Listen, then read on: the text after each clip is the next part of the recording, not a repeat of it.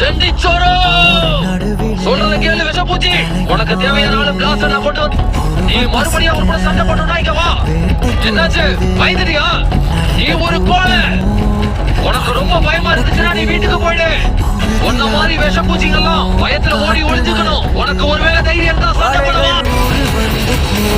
கடைசியா நமக்கு தேவையானது அவனை இங்க வர வைக்கிறதா. அப்புறம் இந்த சிட்டிக்கு எந்த ஆபத்து வராம பாத்துக்கிறது. கண்டிப்பா இது நடக்கும்.